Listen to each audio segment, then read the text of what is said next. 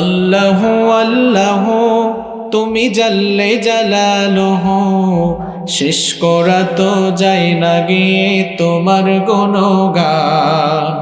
আল্লাহু আল্লাহু তুমি জাল্লে জালালুহু, শেষ করা তো যায় না গিয়ে তোমার গুণগান। তুমি কাদের ও গফফার, তুমি জলিল ও জব্বার, তুমি কাদের ও গফফার, তুমি জলিল ও জব্বার। অনন্ত অসীম তুমি রহিম রহমান। আল্লাহু আল্লাহু তুমি জাল্লে জালালুহু, শেষ করা তো যায় না গিয়ে তোমার গুণগান। আল্লাহু আল্লাহু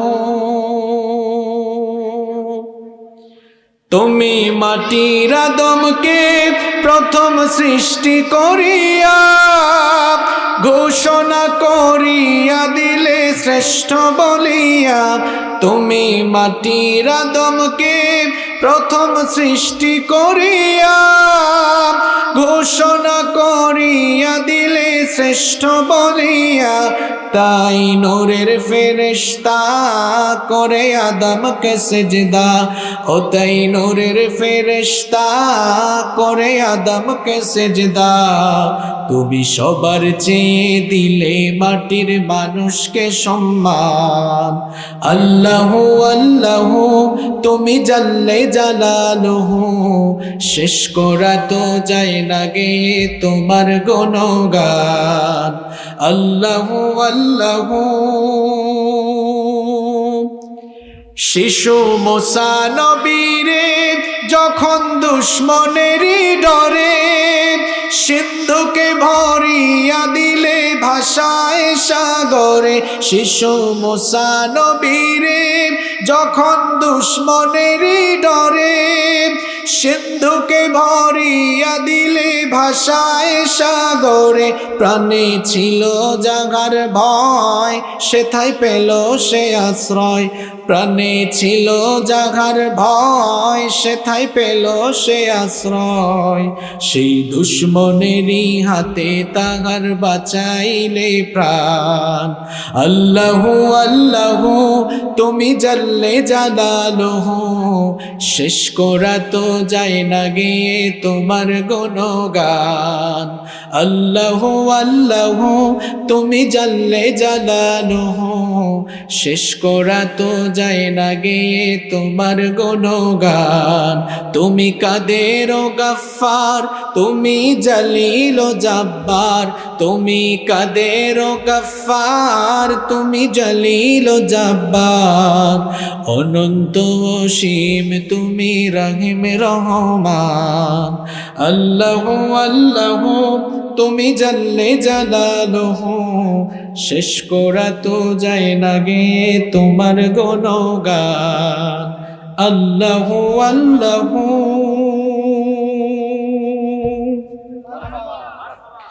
ওয়াজ মাহফিল নাকি সাম্প্রদায়িক সম্প্রীতি নষ্ট করে দিচ্ছে। আমি মনে মনে ভাবলাম এদের জ্বালাপোড়াটা কোন জায়গায়। গবেষণা করে যা পাইলাম বলবো। যাত্রা নাই, সিনেমা হলে হাহাকার, সিনেমা হল বন্ধ, নাটক সিনেমা কেউ দেখে না। এখন নায়ক নায়িকাদের ভিউয়ারের চাইতে হুজুরদের ভিউয়ার কম না বেশি? এখন নাটক সিনেমা কেউ দেখে না। এখন ইউটিউবে মানুষ ওয়াজ শুনে বেশি। আগে মহিলারা সিরিয়াল দেখার জন্য হাজব্যান্ডের সাথে ঝগড়া করত, টিভির রিমোট দাও আমি একটু সিরিয়াল দেখি। চলে যাচ্ছে যায় যায় দিন আয় আয় দিন। একটা কথা, একটা উদাহরণ দিলাম আর কি। সিরিয়ালের নাম তো আমার জানা নাই, বলেন না দুই একটা সিরিয়ালের নাম। হ্যাঁ, কিরণমালা। একজন ওই দিন এক মাহফিলে বললো, হুজুর টাপুর টুপুরের জন্য আমার বউ আমার সাথে ঝগড়া করছে। টাপুর টুপুর নাকি কি একটা আছে, যাই হোক। কিন্তু এখন মহিলারা তাদের ঝগড়ার স্টাইল পরিবর্তন করেছে। কয় তুমি কি একটা ওয়াইফাই লাগাইলা, এটার স্পিড কম, হুজুরের ওয়াজ শুনতে গেলে আটকে যায়, একটু ভালো ওয়াইফাই লাগাও। সুবহানাল্লাহ পড়বেন না? মহিলাদের মধ্যে পরিবর্তন চলে এসেছে, আলহামদুলিল্লাহ বলেন। আগে আমাদের স্ত্রীরা, আমাদের মায়েরা বোনেরা ঘরে হিন্দি গান শুনতো, স্টার জলসা, নাটক সিনেমা দেখতো। এখন তাদের প্রত্যেকের হাতে দেখবেন মোবাইলে কানে হেডফোন লাগায় অথবা কিচেনে ফোন রেখে দিয়েছে এক জায়গায়, ওই ওয়াজ শুনতেছে আর রান্না করতেছে। আমার মনে হয় রান্নার স্বাদও আগের চেয়ে বেড়ে গেছে। এটা ভালো হয়েছে না খারাপ হয়েছে? আপনাদের কাছে ভালো লাগছে, ওদের কাছে ভালো লাগছে? লাগছে না। এখন যুবকরা দাঁড়িয়ে রাখতেছে। এখানে দেখেন তো, আমি তো নিজেই দেখতে পাচ্ছি বেশিরভাগ যুবক এসেছে। এখন যুবকরা আগে যাত্রাপালায় যাইতো, নাচ গানের মঞ্চে যাইতো। এখন নাচ গান যাত্রাপালার মঞ্চে যুবক নাই, সব যুবক তাফসিরের মাহফিলে। আলহামদুলিল্লাহ। এখন জ্বালাপুরা বাড়ছে না কমছে? তাদের পুকুরের জিয়ানু মাছ সব ইসলামের পুকুরে চলে যাচ্ছে। এই জন্য এরা পাগলা কুত্তার মতো হয়ে গিয়ে মন যা চায় তাই বলছে। এবং আমরা মাননীয় প্রধানমন্ত্রীকে বলতে চাই, এরাই দেশে একটি অস্থিতিশীল পরিস্থিতি সৃষ্টির জন্য পায়তারা চালাচ্ছে। আলেম ওলামাদেরকে এরা জাতির সামনে ভিন্নভাবে তুলে ধরতে চাইছে, কিন্তু এই জাতির মানুষ এত বোকা না।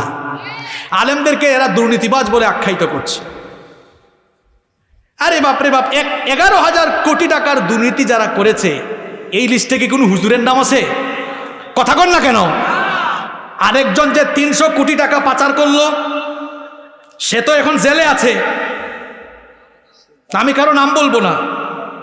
ওই লিস্টে কি হুজুরের নাম আছে? হাজার হাজার কোটি টাকা, দেশের টাকা বিদেশে পাচার করেছে। তোমরা গণকমিশন বানায়া কি কালো চশমা পড়লা যে এদেরকে দেখলা না? জাতির শ্রেষ্ঠ সন্তান আলেমদেরকে মানি লন্ডারিং এর অভিযোগ তুলছো। এই সব ঘটনা থেকে প্রমাণ হচ্ছে এগুলো সম্পূর্ণ উদ্দেশ্য প্রণোদিত ভুয়া একটি রিপোর্ট, যার মাধ্যমে এরা দেশে একটি অস্থিতিশীল পরিস্থিতি সৃষ্টি করতে চায়। এই জাতির লোকেরা সচেতন, সবাই এখন সচেতন আলহামদুলিল্লাহ। আমাদের আলেম ওলামাদেরও বোঝা উচিত। আমরাও যে মাঝে মাঝে এক হুজুর আরেক হুজুরের বিরুদ্ধে বলি, ব্যক্তিগতভাবে আমি এটা পছন্দ করি না। এই যে এক হুজুর আরেক হুজুরের বিরুদ্ধে কথা বলেন, এক হুজুরের উপরে কোনো মুসিবত আসলে আপনি বলেন তো কি হয়েছে, তা আমার না, আপনারে বুঝাইতে পারলাম না যে এরে এরে ধরে ধরে বাদ বাকি সিরিয়াল তো আপনার। 116 জনের ভিতরে আপনার নাম নাই, এখন পরের লিস্টে যে আপনার নাম আসবে না, আর কি কোনো গ্যারান্টি আছে? সকল ঘরানার আলেমদের নাম ঢুকিয়ে দেওয়া হয়েছে। এখান থেকে বোঝা উচিত, ইসলাম বিদ্বেষীরা কখনো কোনো ব্যক্তি বা দলকে টার্গেট করে কাজ করে না, বরং তারা গোটা ইসলামের ক্ষতি করার জন্য একজোট হয়ে কাজ করে। এটা আমাদের বোঝা দরকার। আল্লাহ তাআলা যেন আমাদেরকে বোঝার তৌফিক দান করেন। আল্লাহ তাআলা যেন আমাদেরকে সকল ভেদাভেদ ভুলে গিয়ে একসাথে হওয়ার তৌফিক দান করেন। তবে নাস্তিকতাবাদের পতন হবে, তাওহীদবাদীদের বিজয় হবে ইনশাআল্লাহ। এদেশ থেকে ইসলামকে নিশ্চিহ্ন করা যাবে না। ইসলামের সাথে থাকলে আপনি সম্মানিত হবেন, ইসলামের বিরুদ্ধে গেলে আপনি অপমানিত হবেন। মনে রাখবেন, আপনি ছাড়াও ইসলাম টিকে থাকবে, কিন্তু ইসলাম ছাড়া আপনি দুনিয়া আখেরাত উভয়টাই হারিয়ে ফেলবেন। এদেশ থেকে ইসলামকে নির্মূল করা যাবে না, কারণ এদেশের স্বাধীনতার স্থপতি মরহুম বঙ্গবন্ধু শেখ মুজিবুর রহমান সাহেব, তিনিও ধার্মিক লোক ছিলেন বলে স্বাধীনতার ডাকেও ইনশাআল্লাহ শব্দ ব্যবহার করেছে। এদেশ থেকে ইসলাম নির্মূল করা যাবে না, কারণ এদেশের স্বাধীনতা অর্জনের ডাক যারা দিয়েছেন তাদের ভেতরেও ইসলামী মূল্যবোধ ছিল। এদেশ থেকে ইসলাম নির্মূল করা যাবে না। আমরা তো সংসদে বক্তব্যে শুনেছি, আমাদের মাননীয় প্রধানমন্ত্রী তিনি 5 ওয়াক্তের নামাজি মানুষ, তিনি তাহাজ্জুদেরও নামাজ আদায় করেন আলহামদুলিল্লাহ। আমরা একজন তাহাজ্জুদ গুজারি ধার্মিক প্রধানমন্ত্রী পেয়েছি, এতে আমরা অনেক আনন্দিত। তো আমাদের মাননীয় প্রধানমন্ত্রী তিনি অত্যন্ত ধার্মিক মানুষ, তিনি 5 ওয়াক্তের নামাজ আদায় করেন, তাহাজ্জুদের নামাজও আদায় করেন। যে দেশে এমন ধার্মিক প্রধানমন্ত্রী আছেন, আর যেই দেশে অসংখ্য আলেম ওলামা পীর মাশায়েখ আর অগণিত তাওহীদবাদী জনতা আছে, এই দেশে আর কিছু থাকবে না থাক, ইসলাম থাকবেই থাকবেই থাকবে ইনশাআল্লাহ। এদেশ থেকে ইসলাম নির্মূল করা যাবে না, বরং যারা নির্মূল করতে চাইবে, দেখেন না একজনের উপরে ঠাডা পড়তে পড়তে ওই দিন ফ্যানও ভাঙ্গা পড়ছে, এইরকম অবস্থা হবে। হ্যাঁ, আবার বলছে যে আমার উপরেরটাই পড়ছে। বাকিগুলা ঠিক ছিল নাকি? ইসলামের বিরুদ্ধে যারাই যাবে, আর দেখেন আলেমদের চরিত্র হননের কাজ করছে কারা, আমি নাম বললাম না, একজনের বিরুদ্ধে তার মা নিজেই রিপোর্ট করেছে, ফেসবুক ইউটিউবে এগুলো আছে। এখন অপরাধী যদি অপরাধী খুঁজে অপরাধী খুঁজে তো বিচার চাইবেন কার কাছে? একজনের ব্যাপারে তার মায়ের আপত্তিকর বক্তব্য আছে, তার ভাইয়ের আপত্তিকর বক্তব্য আছে, এবং ঘুষের অপরাধে আন্তর্জাতিক আদালত থেকে তিনি সাসপেন্ডেড। আপনি নিজেই দুর্নীতির সাথে জড়িত। আর আরেকজন তো আছেন যাকে সংসদে বিকৃত মানসিকতার লোক বলেও দাবি করা হয়েছে। তো এই ধরনের লোকেরা যখন আলেমদেরকে নিয়ে আজে বাজে কথা বলে, আমরা কে আওয়ামী লীগ করি, কে বিএনপি করি, কে জাতীয় পার্টি করি, এটা আমাদের পরিচয় নয়। আমাদের সবচেয়ে বড় পরিচয় আমরা মুসলমান। মুসলমানের এই পরিচয় ধারণ করে লালন করে আমরা ইসলামের ব্যাপারে সবাই ঐক্যমত হয়ে যাব। ইসলামের ব্যাপারে সবাই যদি ঐক্যবদ্ধ থাকতে পারি, তাহলে এদেশে তথাকথিত বামরাম নাস্তিক মুর্তাদার ইসলাম বিদ্বেষীরা এদেশ ছেড়ে পালাতে বাধ্য হবে ইনশাআল্লাহ। আল্লাহ তাআলা আমাদের সবাইকে এক হওয়ার তৌফিক দান করেন। প্রিয় ভাইয়েরা, এক একজন এখানে হয়তো এক এক দল করেন, দলাদলি যার যার জায়গায় করিয়েন, কিন্তু ইসলামের ব্যাপারে দলাদলি করা যাবে? এই যে আমি এতক্ষণ বক্তব্য দিলাম, হয়তো গোয়েন্দার ভাইয়েরাও থাকতে পারেন, আমি কি সরকারের বিরুদ্ধে কিছু বলেছি? আমি কি আওয়ামী লীগ, বিএনপি, জাতীয় পার্টি কোনো দলের পক্ষ নিয়ে কোনো কথা বলেছি? হ্যাঁ, আমি এক পক্ষ নিয়ে কথা বলেছি। কাদের পক্ষ? ইসলামের পক্ষে কথা বলেছি। ইসলামের পক্ষে কথা বলতে গিয়ে আমি আওয়ামী লীগের ভাইদেরকে, বিএনপির ভাইদেরকে, জাতীয় পার্টির ভাইদেরকে, অন্যান্য দলের আরও যারা আছেন সব ভাইকে বলতেছি, ভাই ওইটা আপনার আলাদা পরিচয়, কিন্তু আপনার বড় পরিচয় আপনি কি? আপনি কি? আমি আহ্বান করছি এই পরিচয়টাকে আমরা আমাদের মধ্যে ধারণ করে লালন করে এই চেতনায় আমরা বলিয়ান থাকব। তাহলেই ইসলামের ক্ষতি সাধন করতে কেউ উদ্ধত হতে পারবে না, সাহস করতে পারবে না ইনশাআল্লাহ। আল্লাহ তাআলা আমাদেরকে বুঝার তৌফিক দান করেন। সম্মানিত ভাইয়েরা, কষ্ট হচ্ছে আপনাদের?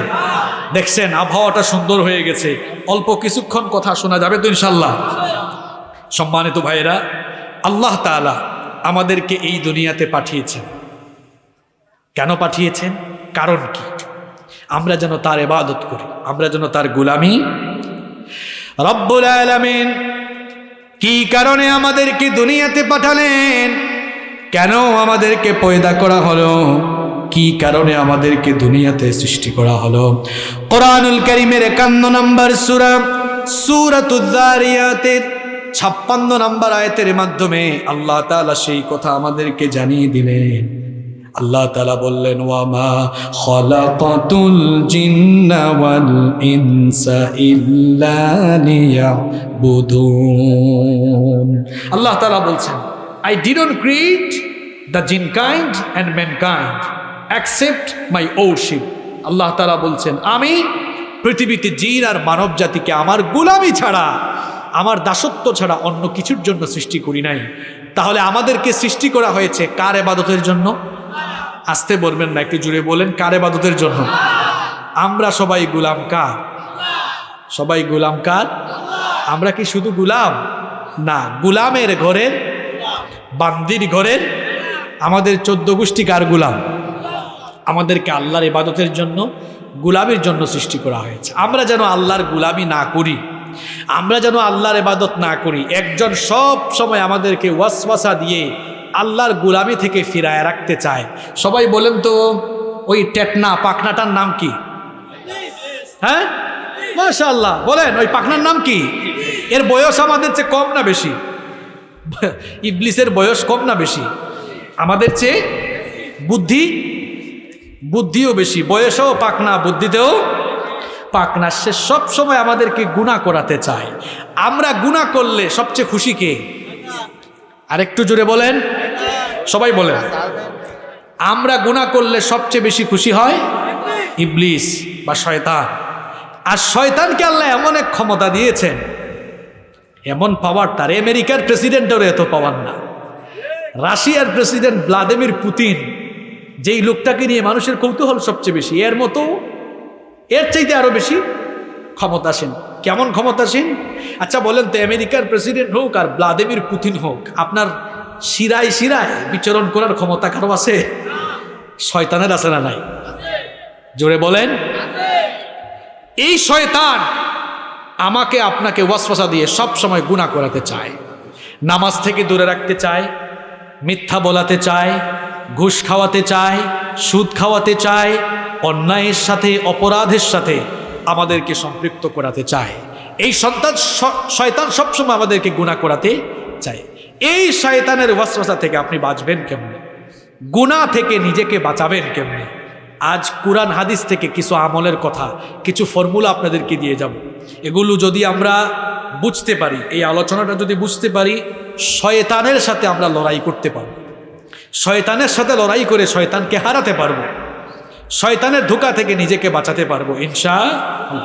তাহলে গুনাহ থেকে, শয়তানের ধোঁকা থেকে বাঁচার 12টি ফর্মুলা কুরআন হাদিস থেকে বলবো। কয়টা ফর্মুলা? আরো জোরে বলেন। এই যে যুবক ভাইরা এত কষ্ট করে টাকা খরচ করে বৃষ্টির মধ্যে মাহফিলের আয়োজন করছে, 12টা পয়েন্ট মুখস্থ করতে না পারলে $12,000 জরিমানা দিয়া তারপর এখান থেকে কাউন্সিলর সাহেব হয়েছে নি পানিশমেন্ট একটু ভয়টা পায়।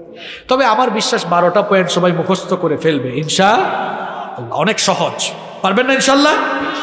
গুনাহ থেকে বাঁচতে হলে, শয়তানের ধোঁকা থেকে বাঁচতে হলে আমরা কয়টা কাজ করব?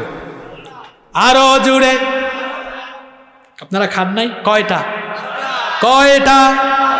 দেখেন, শর্টলি শেষ করবো, ভয় পাইয়েন না, বৃষ্টি আসবে না ইনশাআল্লাহ। 1 নাম্বার, যখনই গুনাহের চিন্তা মাথায় আসবে, শয়তান আপনাকে দিয়ে গুনাহ করাতে চাইবে, সাথে সাথে শয়তানের ধোঁকা থেকে আশ্রয় চাইবেন কার কাছে? কারণ শয়তানের ধোঁকা থেকে আপনাকে পৃথিবীর কোনো সেনাবাহিনী বাঁচাতে পারবে না, কোনো প্রশাসন বাঁচাতে পারবে না, কোনো প্রেসিডেন্ট বাঁচাতে পারবে না। শয়তানের ধোঁকা থেকে আপনাকে কেবল একজনই বাঁচাতে পারেন। আওয়াজ করে বলেন, তিনি কে? এই জন্য রব্বুল আলামিন কোরআনুল কারীমের 7 নম্বর সূরা সূরাতুল আরাফের 200 নম্বর আয়াতে বললেন, ওয়া ইম্মা ইয়ানজাগান্নাকা মিনাশ শাইতানি নাজগুন ফাসতাইদ বিল্লাহ ইন্নাহু সামিউন আলীম। আল্লাহ তাআলা বলছেন, আর যখন শয়তানের কোনো ধোঁকা, শয়তানের কোনো প্ররোচনা যখন তোমাকে প্ররোচিত করবে, শয়তান যখন তোমাকে কোনো ওয়াসওয়াসা বা ধোঁকা দিবে, সঙ্গে সঙ্গেই তুমি যার কাছে আশ্রয় চাইবে, সবাই বলেন তো দেখি তিনি কে? তাহলে শয়তানের ধোঁকা থেকে বাঁচার জন্য, গুনাহ থেকে, পাপ থেকে নিজেকে বাঁচিয়ে রাখার জন্য 1 নাম্বার আমল, শয়তানের ধোঁকা থেকে আশ্রয় চাইতে হবে যার কাছে, তিনি কে? এই আমলটা শিখিয়ে দিল মোল্লা না আল্লাহ। তাহলে যখন এই গুনার চিন্তা মাথায় আসবে, ফজরের আজান হয়েছে, শয়তান বলতেছে ঘুমা, এটা শয়তানের ধোঁকা। অথবা আপনাকে দিয়ে শয়তান কোনো গুনাহের কাজ করাতে চাচ্ছে। যুবকরা ভালো করে শোনো, ইউটিউবে ঢুকে ওয়াজ শুনতেছে, হঠাৎ করে দেখতেছে নিচে আরেকটা গানের ভিডিও, নাচের ভিডিও, মন চায় ওই ভিডিওটাতে ক্লিক করে বসি। মনে রাখবেন, এটা কিন্তু আপনার চাওয়া নয়, এটা হলো শয়তানের শিখিয়ে দেওয়া নফসের গোলামি। সঙ্গে সঙ্গে আপনি আশ্রয় চাইবেন কার কাছে? আপনি পড়ে ফেলবেন, সবাই আমার সঙ্গে আওয়াজ করে বলেন, আউযু বিল্লাহি মিনাশ শাইতানির রাজীম। আমি আশ্রয় চাই বিতাড়িত মরদুদ মালউন শয়তান থেকে। কার কাছে?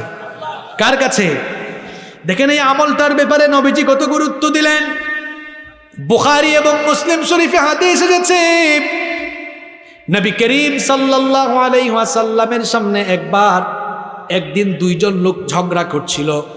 ঘটনা শোনাচ্ছি, শুনতেছেন আপনারা? খুব সুন্দর একটা ঘটনা, মন দিয়ে শোনেন। নবীজির সামনে একদিন 2 জন লোক ঝগড়া করছিল। ঝগড়া করতে করতে এক পর্যায়ে একজন আরেকজনকে অশ্লীল আর অশ্রাব্য ভাষায় গালিগালাজ শুরু করলো। নবীজি তখন এদের এই কর্মকাণ্ড দেখে বললেন, ইন্নী লা আ'লামু কালিমাতান লাউ ক্বালাহা লাযাহাবা আনহু মা ইয়াজিদ। নবীজি বললেন, আমি এমন একটা সেন্টেন্স জানি, এমন একটা বাক্য জানি, এমন একটা দোয়া জানি, এটা যদি এই লোকেরা পড়ে নেয় তাহলে এই অশ্লীল অনর্থক কাজ থেকে তারা ফিরে আসতে পারবে, গালিগালাজ থেকে রাগারাগি থেকে তারা ফিরে আসতে পারবে। নবীজি বললেন তারা যদি আউযু বিল্লাহি মিনাশ শাইতানির রাজিম এটা পরে যদি আল্লাহর কাছে আশ্রয় চায়, তাহলে এই গুনার কাজ থেকে তাদেরকে বাঁচায় দিবেন কে? তাহলে গুনাহ থেকে, পাপ থেকে আপনি আপনাকে বাঁচাবার জন্য প্রথম যে আমল করবেন, গুনার চিন্তা মাথায় আসলেই পড়বেন কি? বিসমিল্লাহ না আউযু বিল্লাহ? আরো জোরে বলেন, আউযু বিল্লাহি মিনাশ শাইতানির রাজিম। আপনি বলবেন হুজুর এটা পড়লে কি হয়ে যাবে কাম? আপনি পড়ে দেখেন না, আপনি আমল করছেন কখনো?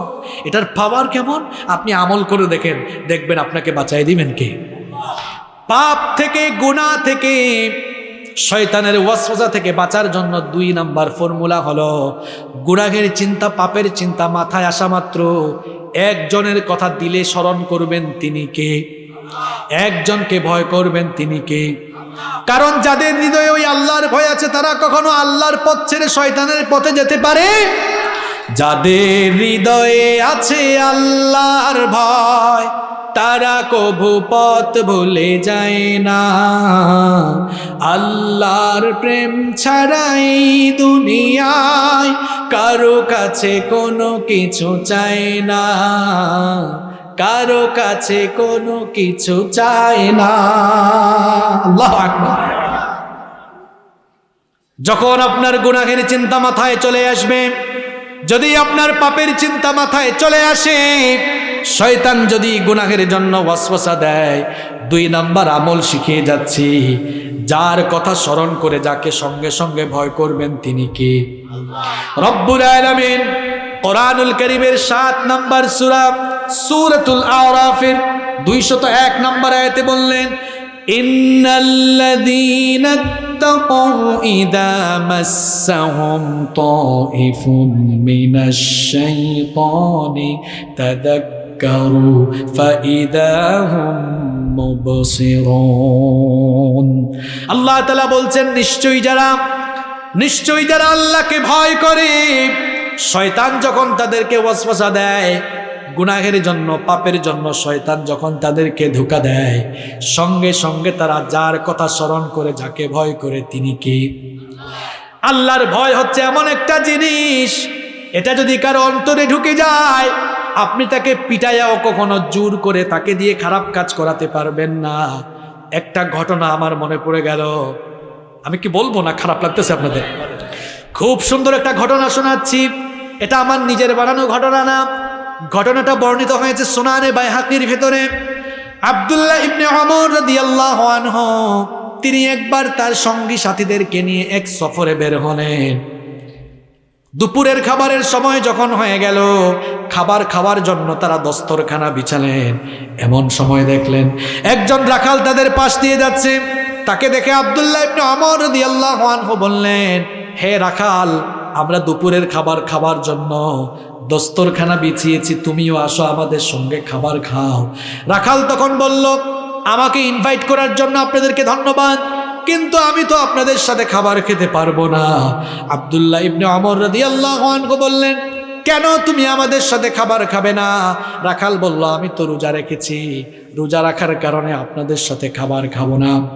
তখন রমজান মাস ছিল না বিধায় আব্দুল্লাহ ইবনে ওমর রাদিয়াল্লাহু আনহু তাকে বললেন, ওহে রাখাল শোনো, এখন তো রমজান মাস নয়, তাহলে নিশ্চয়ই তুমি নফল রোজা রেখেছ।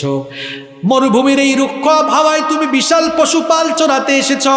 তুমি রাখাল মানুষ, হয়তো সব সময় ভালো খাবার দাবার পাও না। আমাদের সাথে খুব ভালো ভালো আইটেমের খাবার আছে, এসো আমাদের সঙ্গে খাবার খেতে বসো।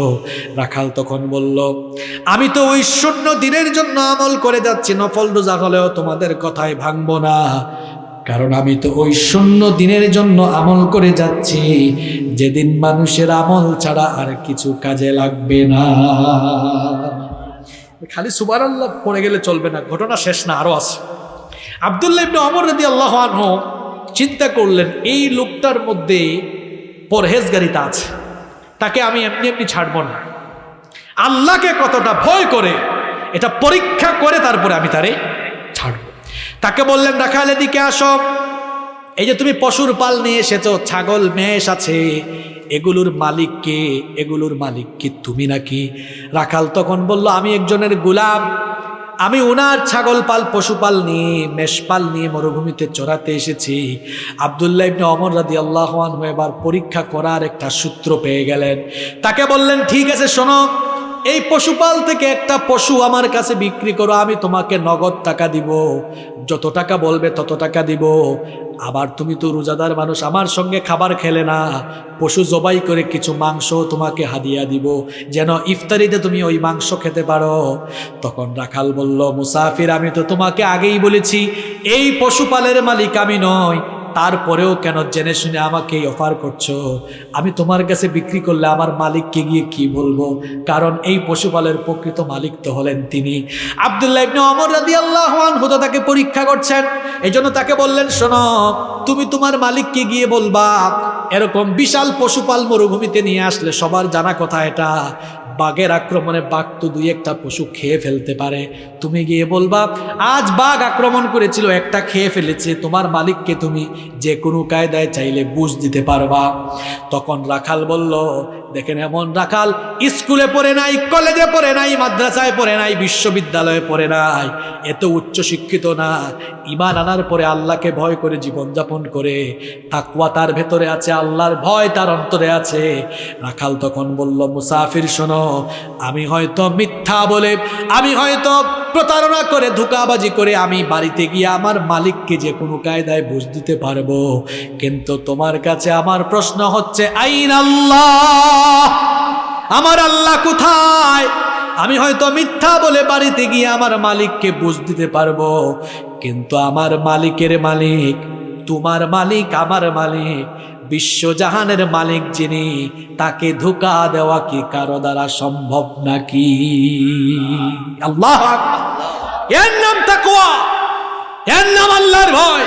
এজন্য আমি বলেছি, আল্লাহর ভয় যদি কারো ভেতরে থাকে, আপনি তার এই বাঁশের সাথে বাইন্দা পিটায়াও তাকে দিয়ে আর অন্যায় কাজ করাইতে পারবেন না, এটাও সম্ভব। আল্লাহর ভয় কারো ভিতরে থাকলে কোনো ব্যবসায়ী সিন্ডিকেট করে পণ্য মজুত করে এগুলোর দামও বাড়াবে না। মানুষের জীবন তো অসহনীয় হয়ে যাচ্ছে, দ্রব্যমূল্যের যে কি দাম এটা আপনারা সবাই জানেন না। সয়াবিন তেল তো পাওয়াও যায় না, আর সয়াবিন তেলের যে দাম বলা হয়, এটা যুদ্ধের কারণে দাম বেড়েছে। তো যুদ্ধের কারণে অন্যান্য দেশে এত বাড়লো না কেন? আপনাদের আত্মীয় স্বজন, আমার তো অনেক আত্মীয় স্বজন লন্ডন আমেরিকায় থাকেন, লন্ডন আমেরিকা ইউরোপের বিভিন্ন দেশে তো দাম বাড়ছে, এতটা বাড়ে নাই, আমাদের দেশে যতটা বেড়েছে। দ্রব্যমূল্যের দাম বাড়তেছে, মানুষের বেতন কি বাড়তেছে? কথা বলেন না কেন আপনারা? জিনিসপত্রের দাম বাড়ে, মানুষের বেতন তো বাড়ে না।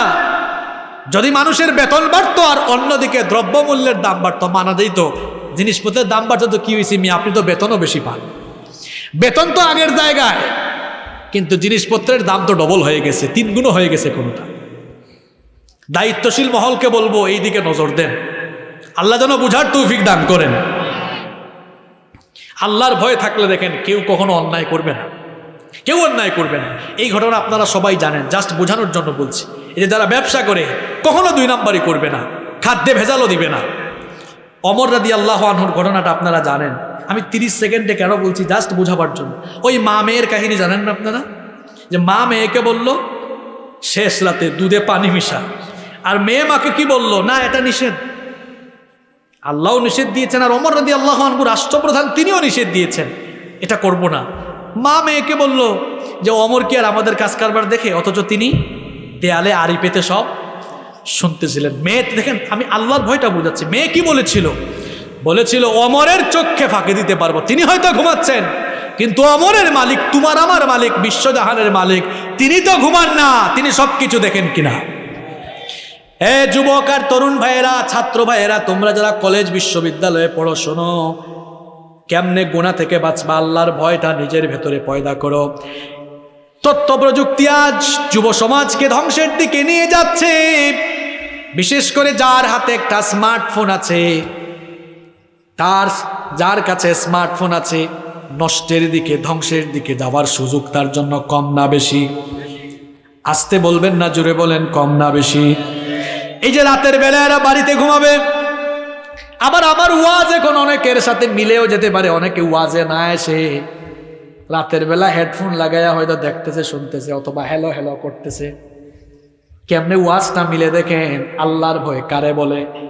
সে হয়তো ভাবছে আমার বাড়িতে ওয়াইফাই লাগানো, হাতের মধ্যে আইফোন আছে, অ্যান্ড্রয়েড ফোন আছে, আমার আব্বু আম্মুর রুমে ঘুমায়, আমার ভাইয়া আমার আপু ভাই বোন প্রত্যেকে যার যার নিজেদের রুমে ঘুমায়, আর আমি আমার রুমে একা আছি। আমি চাইলে, অনেক যুবকরা তো এখন পর্নোগ্রাফিতে আসক্ত হয়ে পড়েছে, আমি চাইলে এখন মন ভরে পর্নোগ্রাফি দেখতে পারি, আমি চাইলে অশ্লীল ভিডিও দেখতে পারি, আমি চাইলে ফেসবুকে মেসেঞ্জারে যে কোনো খারাপ কাজ করতে পারি, আমি চাইলে ইউটিউবে গিয়ে আজে বাজে জিনিস দেখতে পারি। আব্বু আম্মু দেখবে না, আমার ভাই বোন কেউ দেখবে না, কিন্তু আমার কলিজার টুকরা যুবক ভাইরা বলো তো দেখি, কেউ যদি নাও দেখে, তোমার ওই বদ্ধ করে অন্ধকার ঘরে একজন তো সবই দেখেন, তিনি কি? এর নাম আল্লাহর ভয়। গুনাহ থেকে বেঁচে থাকার 2 নম্বর আমল আপনারে শিখাইয়া গেলাম। হ্যাঁ, ফোন আছে, শয়তান তো গুনাহ করাতে চাইবে।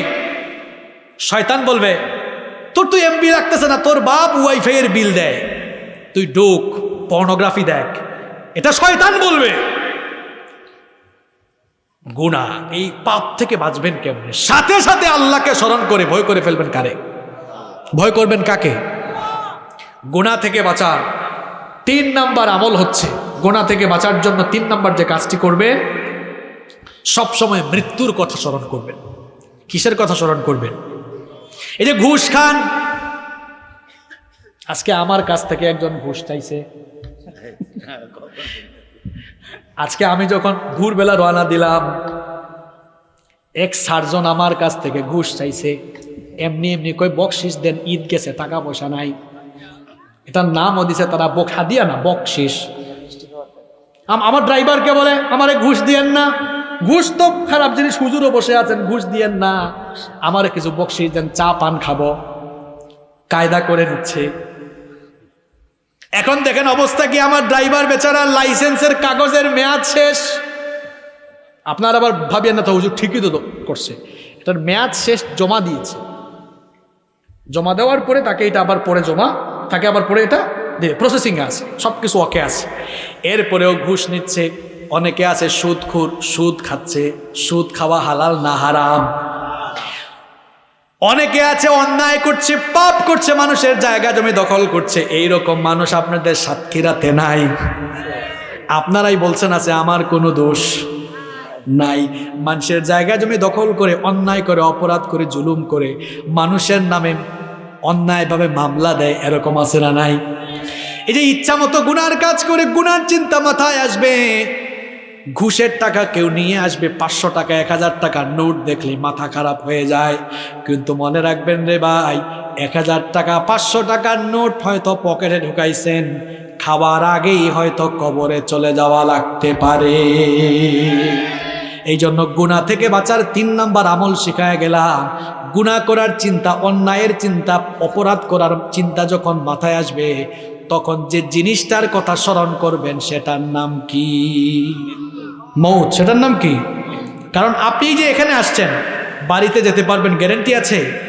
চোখেরই পলকে তুমি হতে পারো লাশ, চিরতরে বন্ধ হবে তোমার নিঃশ্বাস। চোখেরই পলকে তুমি হতে পারো লাশ, চিরতরে বন্ধ হবে তোমার নিঃশ্বাস। হবে তোমার নাম মসজিদের মাইকে, বাড়িওয়ালা নাই রে, বাড়ি নাই রে দুনিয়াতে, বাড়িওয়ালা নাই রে, বাড়ি নাই রে দুনিয়াতে, বাড়িওয়ালা নাই রে, বাড়ি নাই রে দুনিয়াতে, বাড়িওয়ালা নাই রে, বাড়ি নাই রে দুনিয়াতে। ঘুষখোর, ঘুষের টাকা নিয়ে বাড়ি বানানোর চিন্তা করো, তোমার বাড়ি বাড়ির জায়গায় থাকবে, তুমি থাকতে পারবে না। গতকাল যে দুবাইয়ের প্রেসিডেন্ট মারা গেল, যে Burj Al Khalif, hotel Burj Al Khalifa আছে না, এটা বানাইছে। এত সহায় সম্পদ, বিলিয়ন বিলিয়ন ডলারের মালিক ছিল, কোথায় গেছে? কোথায় গেছে? এই যে জায়গা জমি, আপনি একটু ক্ষমতা পাইলে মানুষের জায়গা জমি দখল করার জন্য আপনি পাগল হয়ে যান। এ ভাই আপনি শোনেন, আপনার জায়গা মাত্র 3.5 হাত। কয় হাত? আপনার জায়গা কয় হাত? প্রেসিডেন্ট হন 3.5 হাত, রিক্সাওয়ালা ভ্যানওয়ালা তারও 3.5 হাত। এখানে প্রধান অতিথির চেয়ার আছে, সভাপতির চেয়ার আছে। উদাহরণ দিচ্ছি, বিভিন্ন জায়গায় আপনি বিমানে উঠবেন, যারা আপনারা সফর করেন, ইকোনমি ক্লাসের সিট আছে, বিজনেস ক্লাসের সিট আছে। ঢাকায় যাবেন, এসি বাস আছে, নন এসি বাস আছে। এই যে বিভিন্ন জায়গায় বিভিন্ন ক্লাস বা ক্যাটাগরি আছে। কবরে কি আলাদা আলাদা ক্যাটাগরি আছে নাকি? আপনাদের সাতক্ষীরার এই জানি না মেহেদিবাগ এলাকায় কবরস্থান আছে না? এখানে কিরকম লেখা? এটা সিআইপি কবরস্থান, এটা ভিআইপি এরিয়া, এটা রিক্সাওয়ালা এরিয়া, এটা ভ্যান এরিয়া, এরকম আছে? কথা বলেন আছে? গুনাহ থেকে বাঁচতে পারবেন ভাই, বেশি বেশি মৃত্যুর কথা স্মরণ করবেন। কিসের কথা? আপনি কিভাবে অন্যায় করেন, কিভাবে গুনাহের চিন্তা মাথায় আনেন। অনেকে কয় মৃত্যু সামনে, না, ভুল। মৃত্যু পেছনে, কবর আপনার সামনে। এটা মাথায় থাকলে গুনাহ থেকে আমরা বাঁচতে পারবো ইনশাআল্লাহ। নাম্বার 4, গুনাহ থেকে বাঁচার 4 নম্বর আমল শিখিয়ে যাচ্ছে, নফসের গোলামি ছেড়ে দিতে হবে। নফসের গোলামি করা যাবে না। এই যে এখন ওয়াজ শুনে বাড়িতে যাবেন, ফজরের সময়, যদিও এখন গ্রীষ্মকাল খুব গরম পড়ছে, দেখবেন সন্ধ্যার পর থেকে অনেক গরম লাগে, কিন্তু রাত 3টার পর থেকে আবহাওয়াটা একটু ঠান্ডা ঠান্ডা হয়ে যায়। ফজরের আজানের আগে ঘুম ধরে খুব ভালো করে, ঠিক না? যুবক ভাইরা তখন খুব আরাম করে ঘুমায়। আজান শুনে মুয়াজ্জিন বলে আসসালাতু খায়রুম মিনান নাওম, ঘুমের চাইতে নামাজ উত্তম। অনেকে আছে ঘুম থেকে না উঠে ঘুমায়া থাকে, বুঝায়া দেয় নামাজের চাইতে তার ঘুম উত্তম। নাউযুবিল্লাহ। এখন আজান যখন হচ্ছে, মন চাইবে আর একটু ঘুমাই, তখন কি আপনি মনের চাওয়া প্রাধান্য দিবেন নাকি আল্লাহর চাওয়া প্রাধান্য দিবেন? আস্তে বলবেন না, জোরে বলেন, কার চাওয়া প্রাধান্য দিবেন? আপনি ঘুমাবেন এটা আল্লাহ চান নাকি নামাজে যাবেন এটা আল্লাহ চান? আল্লাহ কোনটা চান? আপনি যদি নামাজে চলে যান, আপনি ঘুষ খাবেন, এটা মন চাইতেছে ঘুষ খাই, কিন্তু আল্লাহ এটা চান না। মন চাইতেছে এই গুনাহটা করি, মন চাইতেছে পর্নোগ্রাফি দেখি, মন চাইতেছে আমি বেপর্দা হয়ে বের হই। মহিলা প্যান্ডেলে আমার মা বোনরা আসছে না, মন চাইবে যে আমি একটু বুরখা ছাড়া, পর্দা ছাড়া, হিজাব ছাড়া বের হয়। আমার মা বোনদেরকে বলবো, আমার কলেজ বিশ্ববিদ্যালয় পড়ুয়া বোনদেরকে বলবো, এটা হচ্ছে মনের চাওয়া। আর আল্লাহর চাওয়া হলো যখন ঘর থেকে বের হবা বুরখা পরবা, মোল্লার কথা না, আল্লাহর কথা। তাহলে এইভাবে নফসের গোলামি ছেড়ে দিয়ে প্রত্যেকটা জায়গায় আল্লাহর বিধান মেনে আল্লাহর গোলামি যদি আমরা করি, আমাদের উপর খুশি হয়ে আমাদেরকে যিনি জান্নাত দিবেন তিনি কে? এই জন্য রব্বুল আলামিন কোরআনে কারীমে বলেছেন, ওয়া আম্মা মান খাফা মাকামা রাব্বিহি ওয়া নাহান নাফসা আনিল হাওয়া ফাইন্নাল জান্নাতা হিয়াল মাওয়া। আল্লাহ তাআলা বলছেন, আর যারা আল্লাহর সামনে হাজির হওয়াকে ভয় করে নফসের গোলামি ছেড়ে দেয়, নফসের কামনা বাসনা থেকে, মনোবৃত্তি থেকে যারা নিজেদেরকে হেফাজত করে, ফাইন্নাল জান্নাতা হিয়াল মাওয়া, জান্নাতি হবে তাদের ঠিকানা।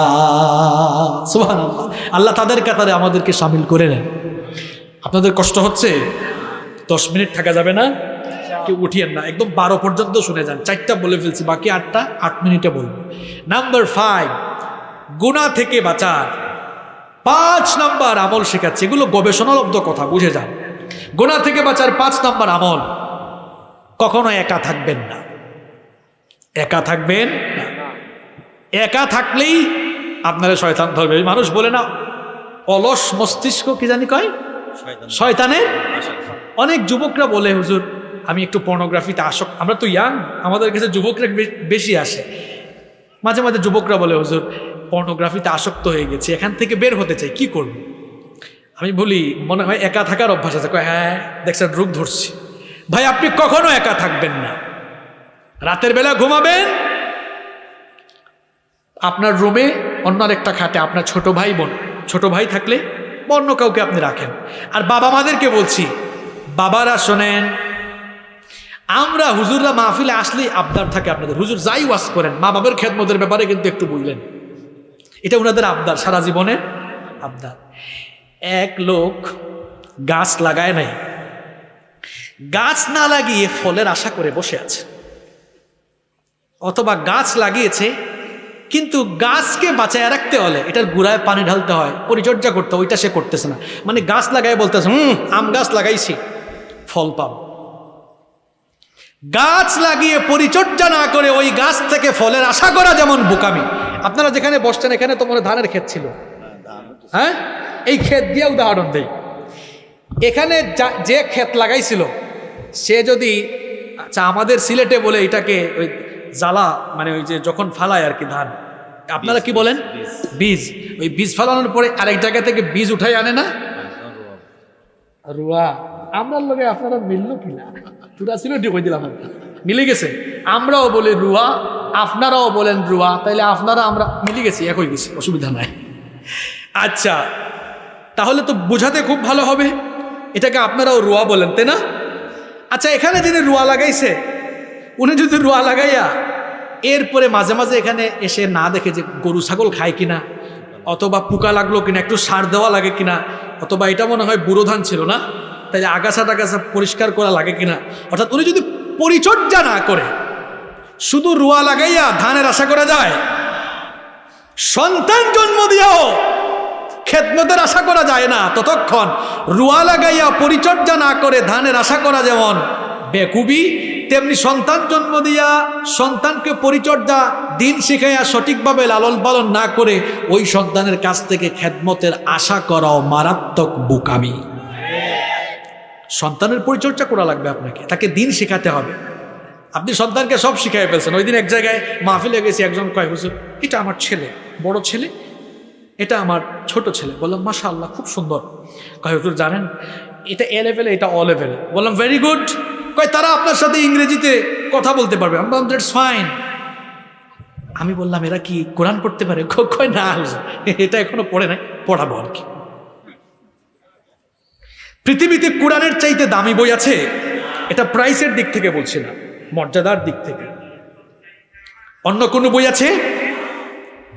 এজন্য দেখা যায় সন্তানকে সব শিখিয়েছেন, ব্যারিস্টার বানিয়েছেন, কোরআন শিখান নাই। ছোটবেলায় যদি তার দিন না শিখে ব্যারিস্টার বানান, এমন অসভ্য ব্যারিস্টার হবে যে তার মা ভাইকে বাড়ি থেকে বের করে দিবে।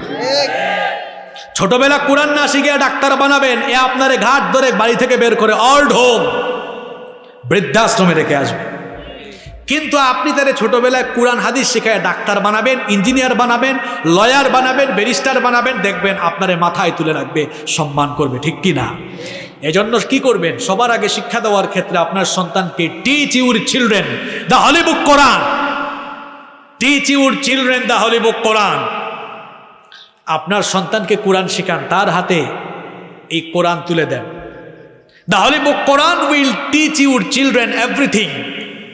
এই কোরআন আপনার সন্তানকে দেখবেন সব জ্ঞান বিজ্ঞানের সাথে পরিচিত করে দিবে ইনশাআল্লাহ। তাহলে সন্তানকে সবার আগে কি শিখাবেন? আরো আসতে বলেন, কি শিখাবেন? আচ্ছা বলছিলাম, জায়গায় ফিরে যাই। যারা বাবারা আছেন, মায়েরা মহিলা প্যান্ডেল থেকে শুনেন, বাচ্চা কাচ্চা জন্ম দিয়েই মা বাপ পাওয়া যায় না। ওই রুয়া লাগে যেমন ধান পাওয়া যায় না, তেমনি বাচ্চা কাচ্চা জন্ম দিয়েই ভালো সন্তান হওয়ার আশা করা যায় না। পরিচর্যা করতে হবে। আপনারা আপনাদের ছেলে মেয়েদেরকে একা রুমে ঘুমাইতে দিয়েন না। দুই ছেলে আছে, এক রুমে এদেরকে দুইটা খাট বানায় দেন, তোরা দুইজন এক রুমে থাক। বড়টার হাতে ফোন আছে, রাতের বেলা হাবিজাবি জিনিস দেখতে চাইলেও মনে ভয় থাকবে আমার ছোট ভাই তো আছে, সে যদি আবার দেখে ফেলে, ঠিক না? যুবকরা শুনতেছো তো? অনেকে বলবে আমি তো আমার বাপের এক ছেলে, অথবা অনেকে বলবে হুজুর আমার তো এক ছেলে, এরে কি করব? আপনার জন্য আরো সুন্দর পরামর্শ আছে। বলবেন এই রাতের বেলা দরজা লাগায় ঘুমাইতে পারবি না, দরজা খোলা রাখবি, পর্দা থাকুক দরজা খোলা। তাও ফোন টোন হাতে নিয়ে দুই নাম্বারই করার সুযোগ পাবে না, মনের ভিতর একটা ভয় থাকবে। এটারে কি বলেন আঞ্চলিক ভাষা? উসবিস, উসবিস না? শিখে যাই ভাই আপনাদের কিছু ভাষা।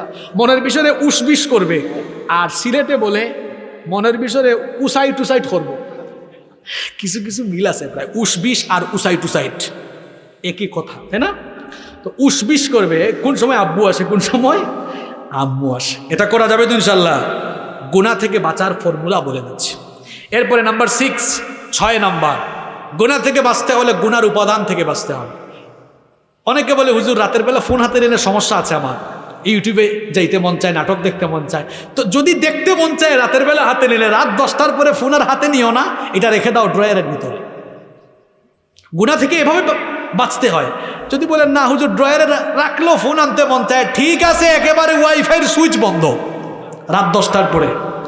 আর এটা তো সবচেয়ে ভালো, যাদের বাসায় ওয়াইফাই আছে মা বাপকে বলবো রাত 10টা হয়ে গেছে, সুইচ বন্ধ, ওয়াইফাইয়ের সুইচ। আরো ভালো হবে ইন্টারমিডিয়েট পাস করার আগ পর্যন্ত ছেলে মেয়েদের হাতে ফোন দিবেন না।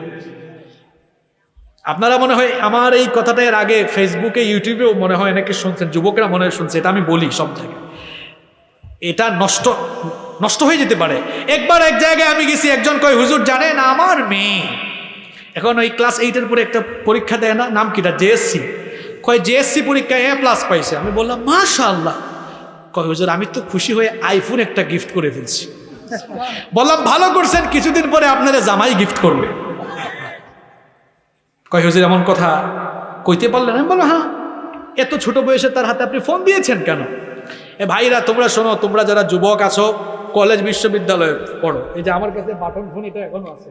আমি বিশ্ববিদ্যালয়ে যাওয়ার পরে অনার্স 2nd ইয়ার পর্যন্ত আমি বাটনওয়ালা ফোনে ব্যবহার করেছি, অনার্স 2nd ইয়ার পর্যন্ত। তোমরা এখন ক্লাস 7-8-এর পুচকা পুলারা, তোমরা অ্যান্ড্রয়েড ফোন আইফোন নিয়ে ঘুরো। এদের হাতে কে দিল? একজনের 2টা-3টা ফেসবুক আইডি। ওই দিন জুমায় আমাকে এসে একজন বলে, পরে জিজ্ঞেস করলাম, সে ক্লাস 7-এ পড়ে, কয় হুজুর আমি আপনারে আমার 3টা আইডি থেকে রিকোয়েস্ট দিলাম, একটা আপনি রিকোয়েস্ট করছেন ঠিক আছে, আরো 2টা বাকি আছে, প্লিজ ওইগুলো অ্যাকসেপ্ট করে। আমি বললাম তুমি কোন ক্লাসে পড়ো? কয় ক্লাস 7-এ। আমি বললাম আমি তো পড়াশোনা শেষ করেছি আরো 5 বছর আগে, আমার নিজেরই একটা আইডি, যদিও মানুষ অনেক ফেক আইডি চালায়, কিন্তু আমার নিজের মাত্র একটা আইডি, আর তুমি ক্লাস 7-এ পড়ে 3টা আইডি। কয় হুজুর 5000 হয়ে গেছে তো, এই জন্য ভাগ করে করে আমি চালাই। ছাত্ররা তোমরা পড়ার টেবিলে ফিরে যাও। তোমরা বর্তমানে সোশ্যাল মিডিয়ায় যত বেশি সময় দাও, এই সময়টা কমায়া যদি এই সময়গুলো পড়ার টেবিলে বেশি দিতা, আল্লাহর কসম আইনস্টাইন, নিউটন, ফ্রাঙ্কলিন এদেরকে পেছনে ফেলে বর্তমানে গবেষণায় তোমরা আরো অনেক এগিয়ে যেতে পারতে। তোমরা তো পড়ার টেবিলে নাই। এই ছেলেরা, এই মেয়েরা 24 ঘন্টার মধ্যে 14 ঘন্টা ফেসবুক চালায়। পোস্ট বা ছবি একটা দিয়ে তারা দেখে, কয় দেখতো কয়টা লাইক আর কয়টা লাভ রিয়েক্ট, এরা হিসাব করে। কি বলেন, আমি কি অবাস্তব কথা বলছি? এগুলি তো চলছে বর্তমানে। যুবকরা ফিরে আসো ভাই, ছাত্ররা তোমাদেরকে বলছে না, আপনাদের সাতক্ষীরা খুলনায় আছে কিনা, চিটংয়ে আছে, উবার পাঠাও আছে না? তুমি পড়াশোনার ফাঁকে আপনারা বলবেন হুজুরে ওয়াজের মধ্যে এগুলা কি? এগুলো আসল ওয়াজ। কর্মসংস্থানের অভাবে এই ছেলেরা নষ্ট হয়ে যাচ্ছে, তো এদের যৌবন নষ্ট হচ্ছে। এখন বিয়ে যত সহজ হবে, জেনার দরজা বন্ধ হয়ে যাবে। বিয়ে করবে কেমনে? আমি তার ইনকাম সোর্স দিচ্ছি। তোমরা যারা ছাত্র আছো, তুমি ড্রাইভিং শিখো, পার্ট টাইমে উবার চালাও, পাটাও চালাও, নইলে বাইক একটা কিনে কলেজের টাইমে কলেজ, ভার্সিটির টাইমে ভার্সিটি, পড়ার টাইমে পড়া, বাকি সময় তো তুমি পাঠাও গাড়ি চালাইতে পারো। তুমি এভাবে এখন আম চলে আসছে, আম আর লিচুর বিজনেস শুরু করতে পারো। কত ছেলেদেরকে আমি চিনি যারা হাজার হাজার লাখ লাখ টাকা এভাবে কামাচ্ছে। সুন্দরবনের মধু সাপ্লাই দাও, আমরা মধু পাই না, ভালো মধু, এরকম অনেকে আছে, তো আমি নাম বললাম না। এই সাতক্ষীরা থেকে সুন্দরবন তো কাছে না ভাই, এগুলো করতে পারে। এই যে যুবকরা কি কাজ করেছে আলহামদুলিল্লাহ, এরা ক্যামেরা একটা নিয়ে নেমে গেছে, সাংস্কৃতিক বিপ্লবে এরা কাজ করছে। এদের জন্য মন থেকে দোয়া আসে। আমরা শুধু দায়ী না, এরাও দায়ী আল্লাহ। কেমনে দায়ী আল্লাহ জানেন? আমরা এই যে 13 ঘন্টা 14 ঘন্টা জার্নি করে এসে আপনাদেরকে কোরআন হাদিসের কথা শোনাচ্ছি, এরাও নিজের গাঁটের পয়সা খরচ করে ক্যামেরা কিনে, এদেরকে আপনারা টাকা দেন নাই, এরা টাকা পয়সা খরচ করে আসছে। কেউ কেউ এখনো রাত 1টা হয়ে যাচ্ছে খায় নাই। এরা যে এগুলো ধারণ করে ছড়াই দিচ্ছে বিশ্বব্যাপী, যাদের কারণে আপনাদের মায়েরা, বোনেরা, মেয়েরা, ছেলেরা সবাই ওয়াজ শুনে, এদের অবদান। এরা এই দাওয়াতগুলোকে অনলাইনে মিডিয়ায় ছড়িয়ে দিয়ে এরাও প্রযুক্তি বা অনলাইনে দায়ী আল্লাহর ভূমিকা পালন করছে। কি কিছু মানুষ তো একটু তেরা আছে, তেরা কয় হুজুর এরা এমনি আসে নাই, এদের ইউটিউবে ইনকাম হয়। কয়জনের ইনকাম হয়? যাদের সাবস্ক্রাইবার একটু ভালো এদের না হয়, কিন্তু প্রায় 97-98% ইনকাম নাই, বরং এরা লসের উপরে আছে। কেউ কেউ আছে অনেক ভালো ঘরের ছেলেরা দেখছি ইউটিউবার হয়েছে, পয়সাওয়ালাদের ছেলে। কেন? কয় হুজুর আমি শখে নামছি, আমার কাছে টাকা আছে, সময়ও আছে, আমি ছড়িয়ে দিচ্ছি। এটা ভালো কাজ না খারাপ কাজ? এরকম প্রোডাক্টিভ কাজ, ক্রিয়েটিভ কাজ যুবকদেরকে করতে হবে। আল্লাহ তৌফিক দান করেন। তাহলে গুনাহের উপাদান থেকে আমাদেরকে বাঁচতে হবে। নাম্বার 7, 7 নাম্বার হচ্ছে তথ্য প্রযুক্তির অপব্যবহার থেকে নিজেকে মুক্ত রাখতে হবে। তথ্য প্রযুক্তির অপব্যবহার করা যাবে না। নাম্বার 8 নাম্বার হচ্ছে অসৎ মানুষের সঙ্গে হওয়া যাবে না। কথায় বলে না, সৎসঙ্গে স্বর্গবাস, অসৎ সঙ্গে, খারাপ লোকদের সাথে মিশা যাবে না। নাম্বার 9 নাম্বার হচ্ছে গুনার চিন্তা মাথায় আসবে, পাপ করতে মন চাইবে, তখন সবর করতে হবে। সবর করে গুনাহ থেকে নিজেকে বাঁচিয়ে রাখতে হবে। আর আমার আল্লাহ কত দয়াবান, আপনি যখন একটা নেক কাজের নিয়ত করেন, কাজটা করেন না, নিয়ত করার সাথে সাথে আল্লাহ বলেন তার আমলনামায় একটা নেকি লিখে দাও। সুবহানাল্লাহ। করার পরে আল্লাহ বলেন 10 গুণ বাড়ায় দাও। আর আপনি যখন পাপের চিন্তা মাথায় আনেন, আল্লাহ বলেন খবরদার লিখিস না, দেখ করে কিনা। না করলে আল্লাহ বলেন কিছুই লেখার দরকার নাই। সুবহানাল্লাহ। তাহলে এইভাবে নিজেকে সবর করে গুনাহ থেকে বাঁচিয়ে রাখতে হবে। নাম্বার 10 নাম্বার, নিজের ভেতরে লজ্জাশীলতা পয়দা করতে হবে। গুনাহ করতে আপনার যেন লজ্জা শরম লাগে। মিথ্যা কথা আমি কেন বলবো, এটা গুনাহ, লজ্জা থাকতে হবে। অন্যায় আমি কেন করব, জুলুম কেন করব, আমার ভিতরে লজ্জাশীলতা পয়দা করতে হবে। নাম্বার 11 নাম্বার হচ্ছে বেশি বেশি ভালো চিন্তা করতে হবে। খারাপ চিন্তার পরিবর্তে ভালো ভালো চিন্তা করতে হবে। আজকে রাতের বেলা 1টার পরে সিনেমা একটা দেখবো, ভালো চিন্তা না খারাপ চিন্তা? না, এটা না। চিন্তা করেন আজ আমি রাত 3টায় ঘুম থেকে উঠে যাব, তাহাজ্জুদ করব। সকালবেলা উঠে বন্ধুদের সাথে ঘুম থেকে উঠে খেলতে যাব। চিন্তাটা ভালো আছে, কিন্তু আরো ভালো চিন্তা হতে হবে সকালবেলা জামাতের সাথে ফজরের নামাজ আদায় করব। এরকম গুনাহ থেকে বাঁচতে হলে খারাপ চিন্তার বিপরীতে ভালো ভালো চিন্তা বেশি করতে হবে।